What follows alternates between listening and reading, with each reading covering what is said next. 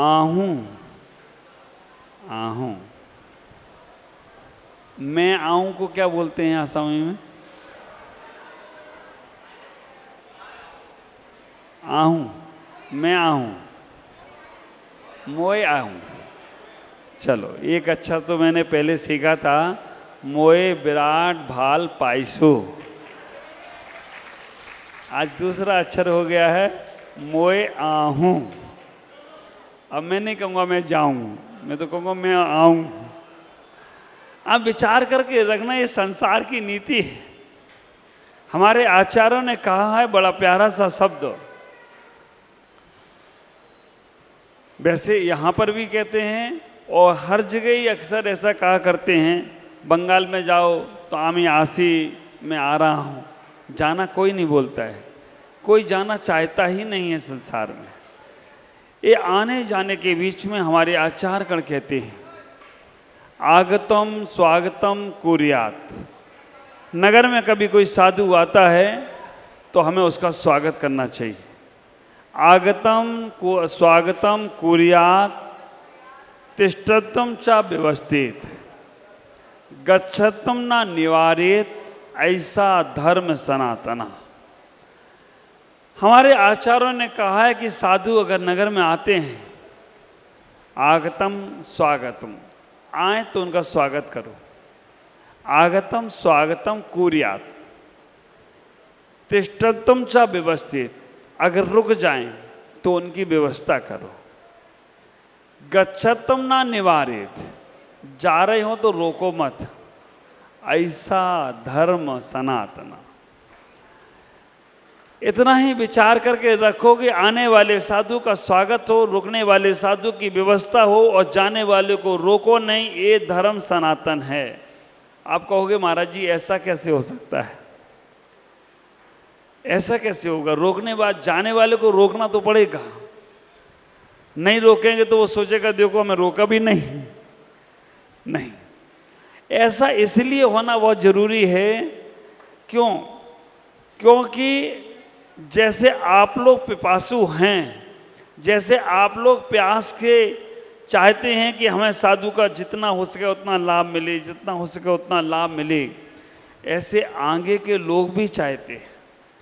और जो बात आज नलवाड़ी वाले हमसे कह रहे हैं, ये बात जब से हमने संन्यास लिया है हर गांव वाला भी मुझसे यही बात कहता है और हम किसी की नहीं सुनते।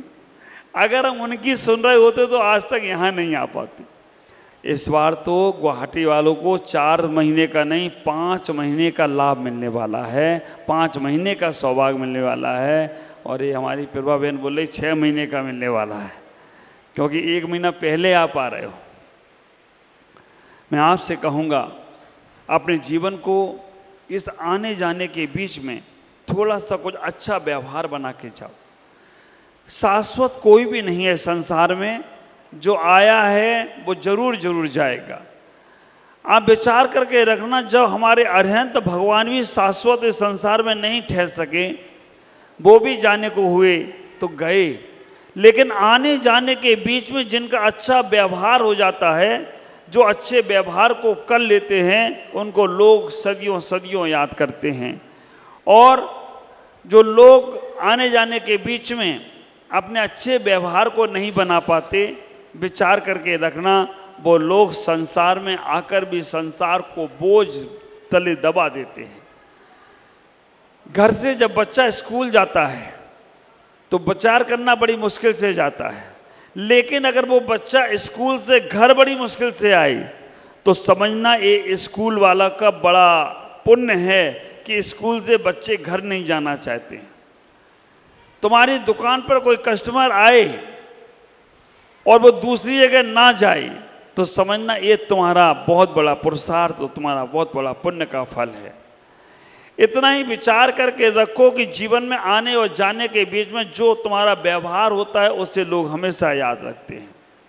नलवाड़ी में आना हुआ और इस आने जाने में 5 दिन 6 दिन पता नहीं चले कहाँ चले गए। ऐसा लगता है कि आज आई और कल चल दी है। और मुझे मालूम है कितना भी और भी रुक जाएं तब भी यही भाव रहेगा कि अभी महाराज जी और रुकें, और उनका जीवन अच्छे से हम सुन सकें। कितनी अच्छी चर्चाएं होती हैं, कितना अच्छा आपस का व्यवहार होता है। मैं आप सबसे कहूँगा, एक छोटा सा उदाहरण देकर, एक पिता जब तीर्थ बंदना को जाने लगा तो अपने बहुओं को, अपने बेटों को बुलाकर बोला कि मैं अब जा रहा हूँ तीर्थ बंदना को, लेकिन तुम्हें कुछ देकर जा रहा हूँ, मैं लौट के आऊँ तो ये चीज़ मुझे वापस कर देना। बहुओं ने सोचा, बेटों ने सोचा कि मेरा पिता जा रहा है, मेरा ससुर जा रहा है तो कोई अच्छी चीज़ देकर जाएगा। लेकिन जब वो देने का नंबर आया तो उन्होंने थोड़े से धान के टुकड़े निकाले, थोड़े से धान के टुकड़े निकालकर अपने बहुओं को दिए। चारों बहुओं को देने का प्रयास किया और कहा कि जब मैं लौट के आऊं तो मुझे वापस कर देना। चारों बहुओं को दाने दिए, लेकिन चारों बहुओं के दाने देने के बाद उन चारों बहुओं का सोच कितना अलग अलग था। उन चारों बहुओं का सोच कितना डिफरेंस था। बड़ी बहू ने इतना ही कहने का प्रयास किया, ससुर जी जा रहे हैं और देकर क्या गए, धान के दाने।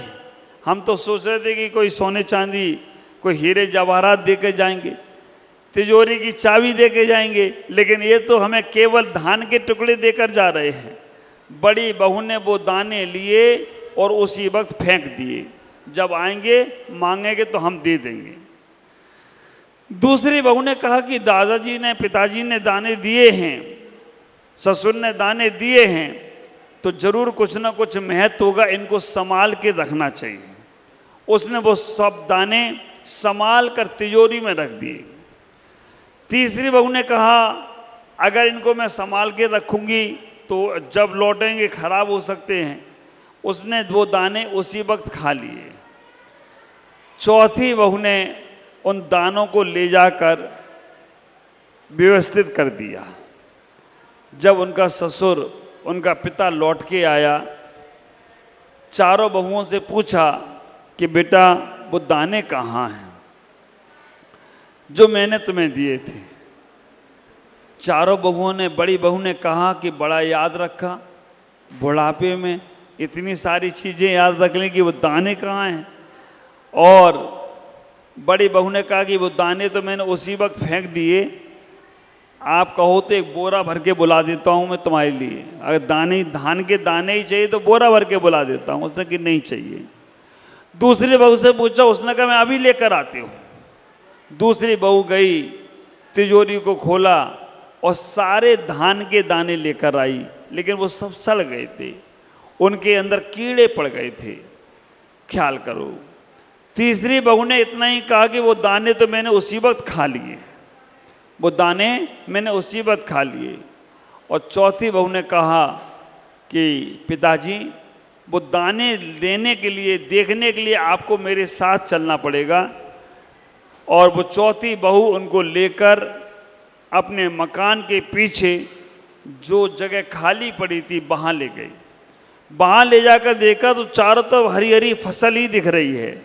चौथी बहू ने कहा कि वो दाने जो आपने दिए थे वो मैंने बो दिए और वो इतनी बड़ी हरी भरी फसल हो गई है। ख्याल करना, वो चारों बहुएं यहीं बैठी हैं, चारों बहुएं यहीं बैठी हैं, कहीं बाहर नहीं है।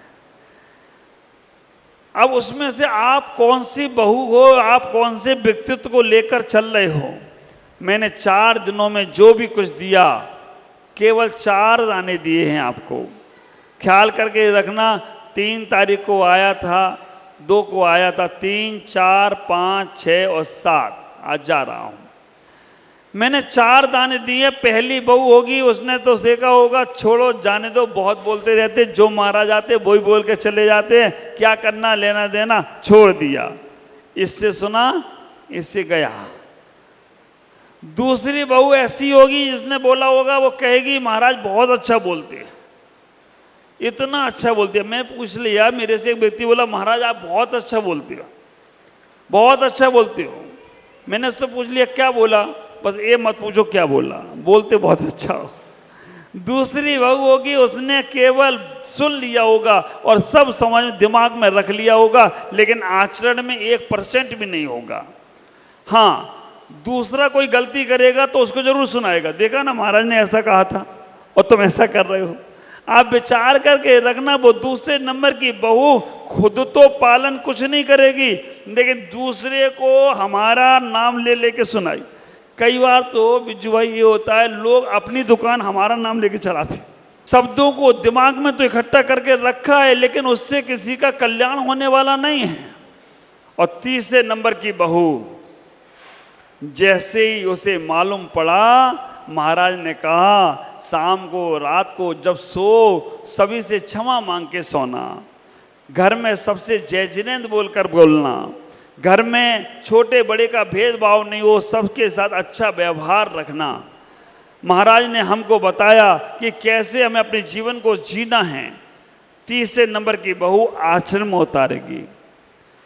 चौथे नंबर की बहू, विचार करके रखना, चौथे नंबर की बहू वो है जो सब बातों को सुनने के बाद अपने अपने आचरण में तो उतारा ही है, लेकिन 4 लोगों को और लेके आया, 4 लोगों को और लेकर आई कि महाराज इनका भी कल्याण हो, इनको भी धर्म से जोड़ो, इनको भी अच्छे काम से जोड़ो, इनको भी अच्छे भाव से जोड़ो। आप विचार करना, वो चौथे नंबर की बहू है। तो अभी हमारे मुकेश भाई बोल रहे थे ना कि महाराज जी आप जा रहे हो, और अभी हमारी कल्पना बहन आकर ऊपर बोली महाराज जी सही में आप जा रहे हो। ये बच्चियाँ बोली महाराज जी जाओ मत। तो मैं तो इतना ही पंक्तियाँ हमेशा हर समाज में बोलता हूँ, कौन कहता है हमारी और तुम्हारी विदाई होगी, कौन कहता है हमारी और तुम्हारी विदाई होगी, ये तो खबर किसी ने झूठी उड़ाई होगी। कौन कहता है हमारी और तुम्हारी विदाई होगी, ये तो खबर किसी ने झूठी उड़ाई होगी। शान से रहेंगे हम आपके दिलों में, इतने दिनों में थोड़ी तो जगह बनाई होगी, इतने दिनों में थोड़ी तो जगह। ख्याल करके रखना, मैं जाकर भी जान नहीं सकता हूँ, तुम्हारे दिल में, तुम्हारे हृदय में, तुम्हारे सपनों में भी आऊँगा। आप ख्याल करके रखना, दिमाग में रखोगे तो कभी भी दिमाग खराब हुआ तो बाहर, दिल में रखना, रहूँगा मैं तो तुम्हारे पास ही। अगर खुरापात करोगे तो दिमाग में रहूँगा, और अगर स्वीकार करोगे तो दिल में रहूँगा, और दिमाग में रखोगे तो पता नहीं कब दिमाग तुम्हारा अपसेट हो जाए और महाराज बाहर, और दिल में रखोगे तो तुम्हारा दिल दरिया दिल बन जाए तो कोई आश्चर्य की बात नहीं होगी। मैं आप सबसे इतना ही कहूँगा, ये बड़ा प्रभास, बस अब इससे अगला गांव गुवाहाटी ही है, इससे अगला गांव गुवाहाटी ही है। चातुर्मास के लिए कब से गुवाहाटी वाले हमारे सुरेश जी, मूल जी, छोटू, राजा, दीपक कब से कितनी गुरु जी के पास गए, इधर से चक्कर लगाए, इतना रास्ते में आए, और हमेशा एक ही बात, डरना नहीं, राजा की माफिक चलना है, शेर की माफिक चलना है। करते करते करते करते हिम्मत बढ़ाते गए, और आज उनकी मेहनत रंग लाने पर आ गई है, और बस अब एक छलांग लगेगी और गुवाहाटी की ओर पहुंच जाएं तो कोई आश्चर्य की बात नहीं है। जो सुन रहा है वो ये कह रहा है पहुंच गए क्या। साधु संतों को भी आश्चर्य हो रहा है ओम जी कि इतनी जल्दी कैसे पहुंच गए महाराज। आप विचार करके रखना। कहते हैं जब पावरफुल चम्मक हो ना तो वो जल्दी से जल्दी खींचने का प्रयास करती है। हमारे महावीर भाई जो गुवाहाटी समाज के अध्यक्ष, उन्होंने आकर इस प्रकार से यहाँ पर जो कुछ कहा आपको मालूम है। मैं आपसे इतना ही कहना चाहता हूँ आज इस प्रसंग में कि नलवाड़ी की समाज बहुत बहुत अच्छी है, जिन्होंने 5-6 दिनों में पंच कल्याण से बड़ा लाभ ले लिया। और आज जब शिखर पर कलशारोहण, ध्वजारोहण हो रहा था हमारे चूड़ीवाल परिवार की तरफ से, तब वहाँ ऊंचाइयों पे बैठ के ये लग रहा था कि भगवान इतने ऊंचे शिखर पे चढ़ा दिया, अब बस सम्मेद शिखर जी का भी शिखर चढ़ जाए और कोई आश्चर्य की बात नहीं होगी। भगवान ईश्वर शिखर चढ़ गया एक बार सम्मेद शिखर पर, और सम्मेद शिखर से बाद निर्वाण का शिखर चढ़ता चला जाए। भावना यही है, पुण्य जिसके भाग में होगा वो काम जरूर होगा। मैं आप सबसे इतना ही कहूँगा कि आप अपने जीवन को संभालने का प्रयास करें। मैंने कुछ बातें कही हैं, आपका अगले वर्ष का चातुर्मास की अजीत भाई सबकी, मंत्री जी सबकी भावना है, अध्यक्ष जी सबकी भावना है। आप विचार करना, जो लोग दूसरों की शादियों में जाते रहते हैं, दूसरों की बारात में जाते रहते हैं, तो उनके घर में भी बारात चढ़ती है तो लोग आते रहते हैं। आप विचार करना, तुम दूसरे की शादी में नहीं गए तो तुम्हारी बच्चे की शादी में आएगा कौन? तो इसलिए अभी 2023 के चातुर्मास में आते जाते रहना, तो जब तुम्हारे यहाँ चातुर्मास होगा तो अपने आप महाराज भी आ जाएं, समाज भी आ जाए, तो कोई आश्चर्य की बात नहीं होगी। इतना ही है, सबसे पास में आप हो, आप आ सकते हो। 11 तारीख को तो आपको सबको पहुँचना ही है, और 2, 3, 4 का जो स्थापना का कार्यक्रम है उसमें जरूर आएँ। अब आप लोग हमारे घर के, हमने पहले ही बोला था ना, आचार्य श्री का चातुर्मास यहाँ हुआ तो आचार्य श्री का ये मायका हो गया, और आचार्य श्री के मायका के लोग मामा मामी हो गए, और मामा के गांव में आया हूँ, क्योंकि आसाम को मामा का गांव बोलते हैं। हमारे हेमंत बिश्व सुरेन शर्मा जी को मामा बोलते हैं यहाँ पर। तो आप विचार करना, आप जरूर लाभ लेंगे। आज इतना ही कहकर, लंबी यात्रा है, मौसम गर्म है, शरीर अनुकूल नहीं है, फिर भी विहार करना है। क्यों? क्योंकि हमें लक्ष्य को पाने का प्रयास पहले करना है।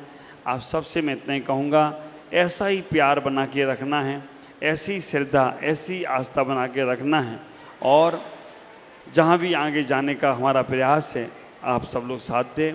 हमारे माध्यम से या हमारे पूरे संघ के माध्यम से किसी का भी दिल दुख सकता है, क्योंकि किसी से बात हुई नहीं हुई हो, तो हम सबको आप क्षमा करना। और आप सबसे मैं इतना ही कहूँगा कि और ऐसा ही प्रेम बना के रखें, जिससे हमारे मंदिर के, धर्म के काम अच्छे से अच्छे होते जाएं।